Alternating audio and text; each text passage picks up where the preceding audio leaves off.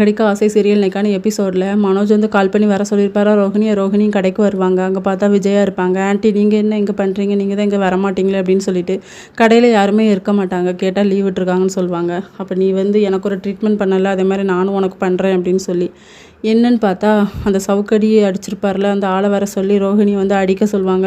ரோஹிணி வேண்டாம் நினச்சி தப்பு பண்ணுற அப்படின்னு சொல்லும்போது, ஏண்டி என் தாலி பாக்கியத்துக்கு ஆபத்து வரும் நீ தானே சொன்ன அப்படின்னு சொல்லிட்டு, இல்லை நான் சொல்லவே இல்லை அப்படிங்கிற மாதிரி ரோஹிணி எவ்வளோ சொல்லி பார்ப்பாங்க. ஆனால் கேட்குற மாதிரி இல்லை. ரோஹிணி வந்து அவர் அடின்னு அடிச்சிருவாரு. அடித்ததில் அவங்க மயங்கி விழுந்துருவாங்க. செத்து போயிட்டாலான்னு சொல்லி பார்க்கும்போது மூச்சு இருக்கும். நான் கிளம்புறேன், அவன் மயக்கம் தெளிஞ்சு எழுந்ததுக்கப்புறமா போட்டோம் அப்படின்னு சொல்லிட்டு அப்புறம் மனோஜ் தான் இருப்பார்.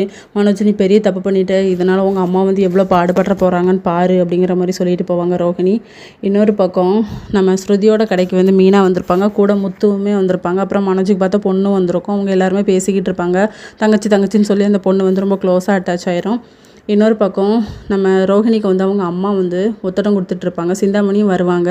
அப்போ ஆண்டி நீங்கள் தானே தப்பு செஞ்சீங்க, எதுக்கு என் பேரை மாட்டி விட்டீங்க அப்படின்னு சொல்லும்போது, இல்லைம்மா என் பேரை சொன்னால் நான் உன் கூட இருக்கேன்னு தெரிஞ்சிடும்ல, அதனால தான் நான் இப்படி சொன்னேன் அப்படின்னு சொல்லி பிளேட்டை மாற்றி விட்டுறோம். இதோட இன்றைக்கான எபிசோட் முடியுது.